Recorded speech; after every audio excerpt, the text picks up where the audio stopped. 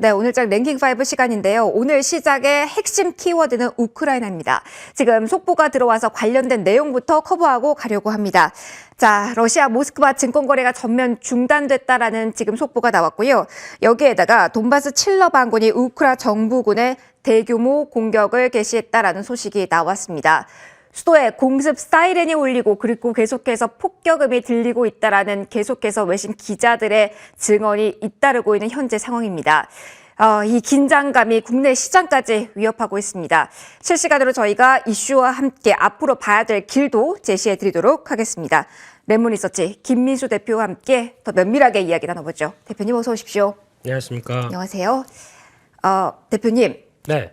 모든 분들이 똑같겠지만 경제 제재 협상 이 정도로 마무리될 것이다 라는 게 우리의 바람이고 그게 중론이었던 것 같은데 네. 제가 지금 들은 단어들을 보면은요. 공습 사이렌 그리고 계엄령 선포 폭음 너무나도 제가 생각하지도 않았던 단어들이 많이 언급이 되고 있어서 좀 많이 심란합니다. 왜 이렇게 상황이 된 거고 이제 어떻게 해야 되는 건지 어떻게 보세요?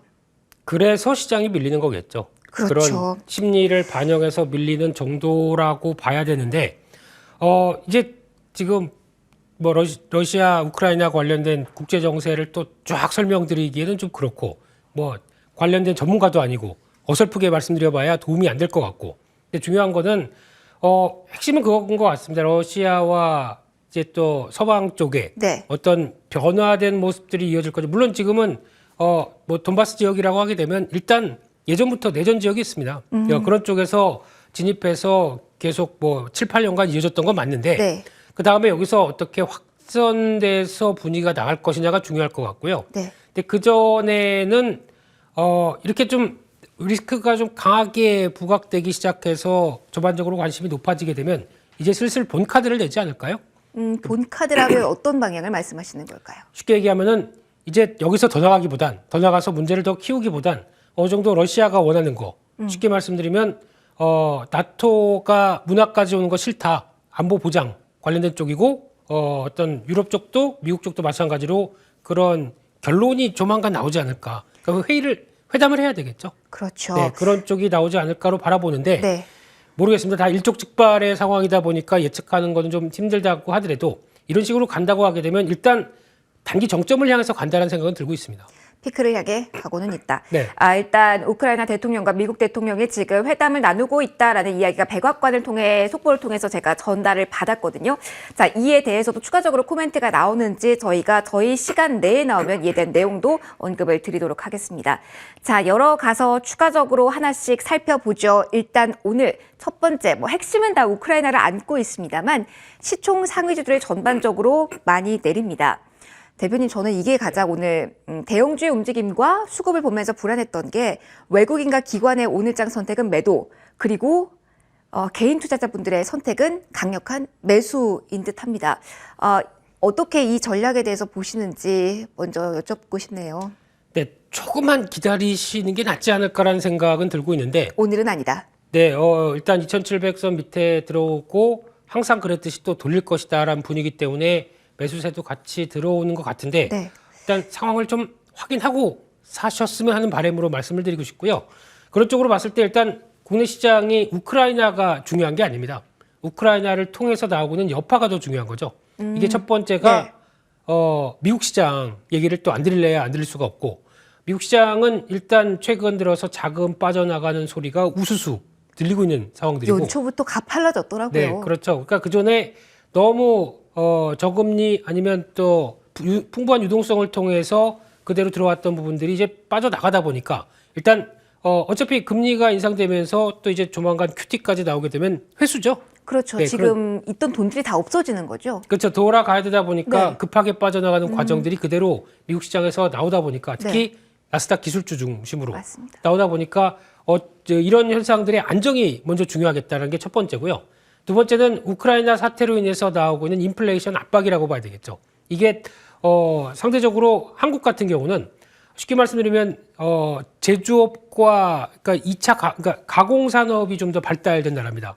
즉 원자재 수입해다가 네. 그걸 가공을 해서 좀 더 좋은 제품으로 완제나 아니면 중간재를 판매하는 이런 상황들이죠. 그럼 원자재 가격의 안정세도 중요하고 수출 위주의 국가다 보니까 대외 환경이 안정적인 것도 중요한 그 사이에 있는 국가인 거죠? 네, 항상 우리나라의 변동성은 무슨 전 세계에서 이슈가 발생한다 그러면 한국이 제일 먼저 변동폭이 상당히 큽니다. 맞습니다. 그만큼 그렇다고 해서 우리나라가 상대적으로 내수가 좀 충분히 좀 보강되는 나라였으면 모르겠는데 이것마저도 아직 그럴 수 없는 현실이다 보니까 네. 그러다 보니까 모든 국민들이 주식 투자하는 분들은 무슨 이슈 터졌다 하게 되면 다 전문가들이 되시죠. 다 그래도 뭔가 네. 비슷한 이슈들이 반복되는 게 있어서 거기에서 조금 경험치를 말씀하시는 게 아닌가 싶기도 해요. 경험치는 됐고요. 그냥 시장만 안정시켜 주세요. 예, 시장. 네. 짜증납니다. 계속 영국의 브렉시트 벌어지면 유럽 역사 확 꿰뚫고 있고 중동의 아랍의 봄 나오면은 중동 역사 확 꿰뚫고 있는 이런 현실들이 참 똑똑해져서 좋은 것 같긴 합니다. 네, 그런 상황으로 봤었을 때 지금 봐야 될 부분들은 그러다 보니까 이 인플레이션 압력들이 커지게 되면 기업들이 당연히 비용이 늘어나게 되죠. 그죠. 네, 그런 측면에서 실적이 생각했던 것보다 더 안 좋아지겠다라는 쪽이 지금 바로 연결되는데 네. 그중에서 지난번 같은 경우는 시장이 버텼던 첫 번째 이유가 삼성전자, SK하이닉스는 버텼습니다. 근데 이번에는 버티지 못하니까 지수가 더 힘든 것이다. 그렇죠. 그런 쪽에서 압박과 또 나머지 기업들도 시총 1, 2위, 이제 1, 3위죠. 1, 3위가 흔들리다 보니까 나머지들도 더 좀 변동폭이 커지면서 나오는 압박들이 오늘은 지수에 고스란히 나와 있는 게 현실이 아닌가 싶습니다. 지금 2위까지 전반적으로 힘든데 그래도 오늘은 아니지만 네. 저점을 조금 더 확인하면 대형주 가운데 그래도 조금 위로 올라갈 가능성이 높은 종목이 보이시는지 좀 조심스럽게 질문을 드려볼게요. 다요. 전부 다. 네. 가격 메리트는 네. 전부 다 생긴 구간이다. 정점만 확인하게 되면 또 똑같이 같이 밀린 거 똑같이 다 반등하겠죠. 네. 근데 그게 어디냐? 그 신호는 언제 어디서 언제 찾으면 될까요?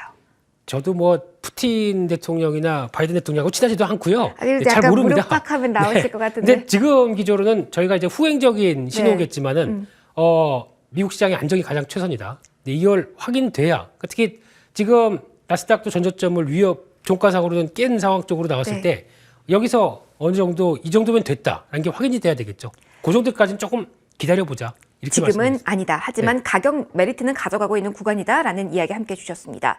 자, 두 번째. 힌트를 좀 주시긴 했는데 여기가 핵심일 것 같습니다. 반도체에 대한 투심이 살아나야 되고 여기에 대한 우려가 식혀야 될 텐데 우크라이나 사태로 어떤 업황이 가장 피해를 볼까 여러 보고서가 나왔는데 빠지지 않고 가장 먼저 언급이 되는 섹터가 반도체입니다. 연초에 저희가 바라봤던 시선을 조금 대표님 지금 이렇게 전면전 이야기까지 나오면 수정해야 되는 걸까요? 반도체를 보면서 또 2월 달 들어서 보면서 모든 증권사가 다 지금 최소한 가장 먼저 사야 될 종목. 반도체다라는 이야기 많이 나왔어요. 그게 전 제일 불안했습니다. 네, 1월 달도 증권사가 예측했던 하단부 바로 한 15일 만에 깨졌죠. 맞아요. 네, 그러니까 한쪽으로 쏠리는 게 이렇게 안 좋은 현상이 있는구나라는 생각은 들지만 그러면 사람들이 다 좋다고 했다가 약간 그거 다 사고 나면 공백이 생겨버리죠. 그죠. 이런 변화가 아닐까 싶은데 그중에 지금 최근에 제일 많이 나오는 거는 러시아 제재 리스크를 했었을 때 나올 수 있는 수요의 약간 이제 부담감들. 네. 또 공급 측면도 원자재 가격들이 러시아 쪽이나 우크라이나 쪽에서 들어올 수 있는 부분들도 약간 좀 압박을 받는다. 이런 부분들도 영향을 끼치다 보니까 수요와 공급 모두 다 어떤 노이즈가 나오는 게 아니냐라는 관점 쪽에서 지금 변화라고 봐야 될 것 같고요. 그럼에도 불구하고 반도체 쪽은 여전히 업황 사이클이 지금 그렇다고 해서 이런 전쟁 리스크를 통해서 이제 다시 지연되거나 아니면 없어지거나 하는 상황은 아니거든요. 그럼에도 불구하고 그거는 그거고 지역적 리스크 때문에 어떤 산업적인 리스크의 산업적인 사이클에 크게 영향받지는 않습니다. 그러면 이 펀더멘털 자체에 대한 훼손은 없는 거다라고도 볼 수 있을까요? 그렇기 때문에 시장 리스크고요. 네. 수급 리스크 정도로 봐야 되겠죠. 근데 사실은 요즘 주식시장에서 투자자분들이 가장 힘든 이유는 이 시장 리스크, 수급 리스크 때문이거든요. 네. 그거를 쉽게 말씀드리면 시장이란 거대한 시장에서 사람들 참여하는 사람들도 많고 거기서 움직이는 여러 가지 변수에 따라서 나오는 행동들을 저희가 파악할 수는 없습니다. 그걸 그대로 예측할 수도 없고요. 근데 그렇게 해서 나오는 변화를 지수와 거기에 연결되는 투자 심리 정도로만 저희가 알고 있는 상황들인데 그래서 나오고 있는 이런 변화에 대해서 그러면 바로 오늘이 저점일 거야. 이렇게 예측할 수 있는 또 다른 근거도 전혀 없거든요. 그렇죠. 그렇게 되면은 이게 지금 그것 때문에 시장들이 영향을 받고 있고 거기서 변화가 나왔을 때 나는 어떻게 대응하겠다라고 하는 나의 계획 정도는 그러니까 즉 멘탈이겠죠. 이 멘탈을 잘 잡고 대응할 수밖에 없는 게 현실인 것 같고요. 네. 그럼에도 불구하고 지금 반도체 얘기하는데 왜 멘탈을 얘기하죠? 근데 그래서 왜냐하면 반도체가 네. 사실은 시장 지수와 연동되는 부분이 정말 많아요. 그래서 반도체가 흔들릴 때 지수가 흔들리는데 지수가 이렇다 보니 반도체 분명히 한 종목 이상은 모든 분들이 그렇죠. 들고 계실 거거든요. 그래서 이에 따라서 많이 좌우가 되는 것 같습니다. 역시 근데 이것도 관망의 자리가 지금 시점인가요? 일단은 추가 매수보다는 네. 조금 기다려 보시고요. 하지만 지금 보다 보니까 반도체 관련된 소부장 쪽은 삼성전자, SK하이닉스보다 먼저 빠지기 시작해서 지금 상당히 낙폭이 커졌습니다. 네. 그런데 올해 성장할 수 있는 특히 비메모리 섹터 쪽에서는 여전히 많은데도 주가만 빠진 경우가 많거든요. 네. 그래서 실적 동향들 지켜보시되 이제 지금이 바닥이다라는 것보다 조금 더 흐름들 확인하시고 그다음에 저점 매수 준비하는 정도라고 네. 보셔야 될 것 같고요. 그래도 SK하이닉스는 실적의 업사이드가 충분히 나오고 있다라는 정도로 봐야 될 것 같습니다. 준비만 하고 지금은 아니다라는 이야기 해주셨습니다. 계속해서 러시아 관련된 속보 나오고 있습니다. 마침 다음 이슈가 방산 관련된 이슈인데요. 속보 하나 커버하고 가도록 하겠습니다. 러시아가 우크라이나 검문소를 공격했다는 소식 그리고 흑해 항구 도시를 향해 상륙 중이라는 소식이 나왔습니다. 세부 시설 공격이 더욱더 가팔라지고 있는 지금 이 시간 저 멀리 저 영역에서의 지금 현재 일어나고 있는 상황입니다. 그래서 방산주 그리고 여기에서 우리가 투자 기회를 좀 어색한 단어긴 한데 찾아봐야 되는지 고민 좀 해보도록 하겠습니다. 디도스 공격이 있었다는 이야기와 함께 사이버 보안주 역시 국내에서 좀 들썩였거든요. 네. 원자재는 워낙 많이 봤기 때문에 오늘은 이 방산 섹터에서 조금 우리가 투자의 실마리를 좀 찾아보고자 하는데 괜찮은 전략이 될까요, 대표님? 일단 지금 시점에서 참 전쟁은 나면 안 되거든요. 네. 민간인과 함께 희생이 너무 많다 보니까 나면 안 되는데 너무 안타깝고요. 근데 중요한 거는 일단 우리나라의 방산주와는 무슨 상관이죠? 저는 네. 사이버 보안주가 네. 오전에 대표님 갔는데 네. 하물며 이게 미국 주식시장에서도 움직이지 않았던 사이버 보안주인데 네.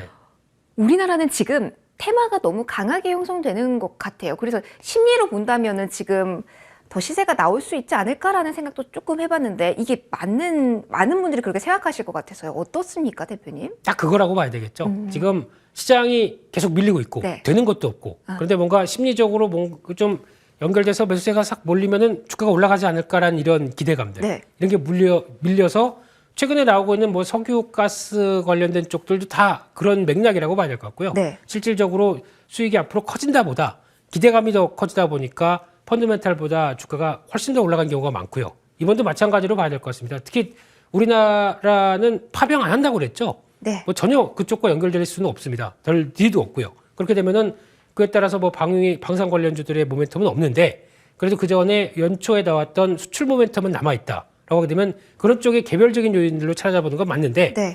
무조건 올라간다고 지정적 리스크 커졌다고 그래서 CNN 보니까 이거 심각해지네. 빅텍 잡아볼까? 뭐 이런 거 이렇게 대응하는 거는 잘못하게 되면 물린다. 네. 매매 잘하시는 분들이면 기회겠지만 네. 매매에 자신이 없으신 분들은 그냥 뉴스에 따라 샀다가 덜컥 물릴 수 있기 때문에 네. 이런 건 자제하시고요. 사이버 보안 쪽은 앞으로도 계속 커질 수 있는 섹터입니다. 근데 이런 때 이슈화가 돼서 움직인다 그러면 단기적으로는 팔았다가 다시 저점을 노리시는 게 맞을 것 같고요. 네. 여전히 지금 저희가 가야 될 이제 신산업들 대표적으로 메타버스부터 가상화폐 뭐 이렇게 쭉 나오고 있는 이 섹터 쪽에서는 가장 중요한 거는 누가 훔쳐가면 어떡합니까? 가상화폐도 보안이죠. 그죠. 내 자산인데 그러면 그걸 관리해야 될 이런 어떻게 보면 방어 수단들은 네. 또 계속 늘어날 수밖에 없겠죠. 그래서 성장하는 섹터는 맞는데 지금 여기서 이게 더 간다고 해서 대응하기는 힘들다라고 봐야 될 것 같습니다. 선별적으로만 접근을 해야 되는데 지금은 접근을 하지 말고 관심 영역에만 두자. 네, 이렇게 그렇게 정해야 될까요? 보셔야 될 것 네. 같고요. 이걸 방산 쪽인지는 모르겠지만 그래도 인텔리안테크 같은 경우는 우주항공 쪽으로 봐야 되겠죠. 네. 이쪽에서는 아마 올해 1분기부터 나오는 실적은 기대가 될 것 같습니다. 1분기, 2분기 정도는. 그래서 그때부터 나오는 실적 확인되게 되면 이런 거는 또 실적이 하나의 있으니까. 흐름으로 봐야 될 것 같고요. 네. 또 하나 이번에 실적 잘 발표한 파이오링크 같은 경우도 관심은 높은데 지금은 이제 또 잠깐 움직이다가 또 만정되다 보니까 네. 일단 관리는 필요하다 이렇게 봐야 될 것 같습니다. 관심 영역에만 두고 타이밍을 기다리자라는 조언까지 함께 주셨습니다. 네 번째 이슈 역시 우크라이나와 연계돼서 생각할 수 있는 부분입니다. 대표님, 조선주가 비슷한 이 카테고리 안에서 어제 랠리를 펼쳤다가 오늘은 좀 연속성이 안 나오고 있습니다. 뭔가 시장이 바라보는 뷰가 변한 걸까요? 어떻게 오늘 시세 해석하시는지요? 변한 건 없고요. 네. 어제 좀 많이 올랐다. 네. 그리고 오늘 시장이 이렇게 약한데 혼자 올라가긴 좀 힘들겠죠. 그런 쪽에서 관망은 하되, 근데 가장 근간이 뭐 이번에 그 러시아에서 그 가스 공급이 안 되다 보니까 이렇게 우회하는 네. 이런 쪽에서 LNG 선박이 늘어난다. 이거는 장기적인 겁니다. 아, 그러면은 네. 그냥 일시적으로 우크라이나 사태가 더욱더 확장된다. 그래서 조선주가 수혜를 볼 거다라는 일차원적인 계산으로만 접근하는 건 안 되겠군요. 이런 장기적인 것도 개연성은 높죠. 근데 그 전부터 저희가 놓치고 있는 게 네. 조선사들은 앞으로 2, 3년 먹거리 다 채워놨습니다. 수주 모멘텀이 제 기억으로는 지난해 하반기에도 꽤 그렇죠. 있었던 것 같은데. 앞으로도 더 늘어나겠죠. 네. 이런 쪽으로 봤었을 때 지금 울산이나 거제 가게 되면 일손이 없대요. 배를 만들 수 있는 일손이 없다 보니까 아. 저는 거기 가겠습니다. 아니요. 네. 아, 여기에 계실 때 하시니까 여기에 머물러 주세요. 일손 없는데 일하고 싶고요. 예. 근데 그런 쪽으로 봤었을 때 나올 수 있는 변화는 벌써 신주성가 지수 강하고 수주 괜찮고 해서 체력은 되고 있었는데 시장에 이제 이런 모멘텀과 함께 발생했다라고 하게 되면 그게 단기적으로 나왔다고 하더라도 네. 차익 매물 나오게 되면 여전히 이런 앞으로 예정된 실적과 관련된 부분들 변한 건 없습니다. 그렇기 때문에 관심은 계속 필요한 경기 민감 섹터라고 봐야 될 것 같습니다. 그러면은 관심을 가지되 투자로 손이 나가는 거는 역시 해운 섹터 설명해 주셨을 때와 마찬가지로 기자재 쪽을 좀 보는 걸 추천하실까요, 대표님은?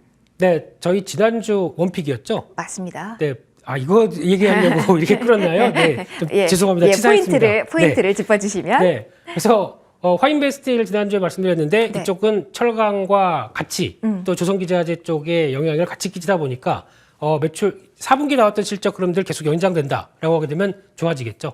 이런 부분들 체크하시고요. 또 태광 같은 경우도 피팅 밸브 강자죠. 이런 쪽에서 2차 전지 모멘텀까지 자회사를 갖고 있기 때문에 좀 더 좋아질 것이다라고 보고 있습니다. 네. 이제 마지막 이슈 열어볼 시간입니다. 일단 좀 크게 볼 겁니다. 이 마지막 키워드는 리오프닝 주. 자, 사실 시장이 지금 힘듭니다. 그래서 옳은 종목 찾기가 사실 힘들고요. 하지만 추세가 리오프닝이 맞다고 한다면 지금 눌린 구간이 온 것 같긴 하거든요. 그래서 오늘 자리에서 아니면 이번 주 내에 지금 기회를 준 건지 좀 점검을 해보려고 합니다. 리오프닝 주 아직 시장의 관심권에는 있다라고 대표님은 보시는지요, 일단? 맞죠. 있습니다만 먼저 올라간 부분에 대해서는 조금 경계는 필요할 섹터나 종목들은 또 있다고 봐야 될 것 같고요. 네. 그중에서 요즘 또 얘기 나오는 게 엔터주, 네. 오프라인 콘서트 열린다라는 쪽인데 지금 상태에서 열린다고 하더라도 확진자 수가 20만 명대 넘어가게 되면은 지금 17만 명이죠. 네, 그래서 그런가 아침에 뭐 보고서 때문에 반짝 엔터 오르다가 네. 또 역시 시장 분위기 속에서 이겨내지를 못하더라고요. 열려도 못 갈 것 같습니다. 무서워서 이 정도면요. 근데 이렇게 돼서 확진자 수가 드라마틱하게 또 밀려야 되겠죠. 네. 그래야 이제 정책적인 변화와 또 이제 좀 사람들의 심리도 좀 누그러지는 이런 네. 변화까지 생각해야 될 것 같기 때문에 지금 개연성이 높다고 해서 바로 따라가는 것보다 약간 좀 눈치 보자. 근데 그 중에서 컨텐츠 관련된 종목들도 변화 나쁘지 않은 것 같고요. 네. 올해 OTT 쪽으로도 공급 많이 하겠다라는 회사들이 좀 많다 보니까 이런 쪽도 관심을 가지셨으면 좋겠습니다. 그러면은 지금 대외 불확실성이 좀 높다 보니까 네. 저희 계속 이야기했던 음식료 쪽은 지금 자리는 어떤지요? 음식료 쪽에서 상대적으로 이렇게 어떤 고물 가격들이 또 급등하다 네네. 보니까 오히려 지금 한번 가격 인상해 가지고 안 되겠다. 또 올릴 수 있겠다는 네. 쪽 때문에 들썩이는데 아마 제가 보기에는 이런 부분보다는 이게 이제 정점을 지나서 곡물 가격도 떨어지는 흐름이 나왔을 때 본격적으로 스프레드가 벌어지다 보니까 네. 수익이 나는 구조겠죠. 근데 생각보다 종목 중에 삼양식품이 있는데 네. 이 회사는 지금 저희가 밀가루로 만들다 보니까 이게 원가가 상당히 많이 들어가는구나. 그래서 밀가루가 올라가게 되면 소맥이죠. 네. 소주 맥주 아니고요. 네. 압니다. 그 벌써부터 정도는. 이제 아시네. 이제. 그럼요. 네. 이쪽이 올라가는 것보다 그러니까 원가에 차지하는 비중이 그렇게 크지 않다고 하더라고요. 그렇군요. 라면 봉지에 한 60원 정도밖에 안 된다고 합니다. 정말요? 네. 그럴 정도로 보면은 이 부분보다는 지금 최근에 나왔던 이슈 끝나고 가격을 올렸기 때문에 실적이 더 좋아지는 구조, 수출 잘 되는 구조, 네. 이걸 보게 되면 더 긍정적이지 않을까 하는 쪽도 바라보고 있습니다. 알겠습니다.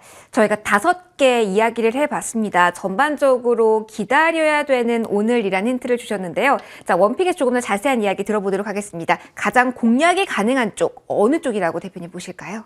네, 마장 라면 얘기하다가 놓쳤습니다. 아. 예, 5번째에서 컨텐츠 쪽 네. 얘기하려고 하다가 초록뱀 미디어 실적들이 오. 지난번에 사마 네트워크스가 실적 잘 발표하고 주가가 급등했죠. 네. 이런 경향을 따라갈 가능성이 높다는 쪽에서 올해 제작 편수가 작년보다 2편은 더 많다고 얘기를 합니다. 실적 좋아지는 구조 나올 것 같고요. 네. 그런 쪽에서 한 2,400원대 초반 정도면은 접근 가능할 것 같고요. 목표가는 3,000원대 근처 2,950원대 그리고 또 손절가 2,190원 정도로 바라보고 있습니다. 그러면 저는 궁금한 게 사실은 리오프닝 안에서 콘텐츠가 조금 많이 소외받았기도 하고 네. 그런데 또 다른 측면에서 본다면 많이 오른 구간에 있는 종목들이 많아서요. 네. 전반적으로 이 콘텐츠 업에 대해서 긍정적인 뷰를 주시는 걸까요? 아니면 이 특정 초록뱀 미디어 정도만이 괜찮다라고 보시는 건지 궁금합니다. 같은 섹터라고 하더라도 지금 뭐 다 많이 보시는 것보다도 네. 일단 뭐 이제 대표적으로 항공주를 본다고 하더라도 LCC 같은 경우가 있다라고 네. 하게 되면 LCC 당연히 기대감은 높죠. 하지만 기대감 높은 것에 비해서 이제 유상증자나 이제 자본 조정을 시작하는 회사들도 나오기 시작하고요. 아. 티웨이 항공도 그렇죠. 또 네네. 자금이 또 필요한 거죠. 그렇죠. 그러다 보니까 지금 잘못하게 되면 이런 걸 다 부진한 거를 주주들한테 넘기는 이런 현상들이 나오고 그랬었을 때 나오는 부분들은 또 실적 개선은 지금 그렇다고 해서 당장 외국인들 들어오거나 저희가 나갈 수 있는 것도 아니고요. 그렇죠. 늦을 수밖에 없죠. 그래서 먼저 움직인 거는 좀 제외를 하시고 네. 오히려 실적 개선을 더 빠르게 보여주고 있을 만한 개연성이 높은 거 이쪽으로 찾아보는 게 더 맞다라고 하게 되면 네. 네 주류 쪽이나 네. 이런 쪽이 더 맞지 않나 싶습니다. 되게 청량한 소리가 났습니다. 뭔가 그동안의 경험치를 느낄 수 있는 소리였던 것 같은데요. 초록뱀 미디어 오늘 원픽으로 제시해 주셨고요. 추가적으로 어느 정도까지 올라갈 수 있는지 기대해 보도록 하겠습니다. 자, 오늘 우크라이나 이슈 때 복잡하셨을 때 꼼꼼한 분석해 주셔서 감사합니다. 지금까지 레몬리서치 김민수 대표와 이 시간 함께 하셨습니다. 고맙습니다. 감사합니다.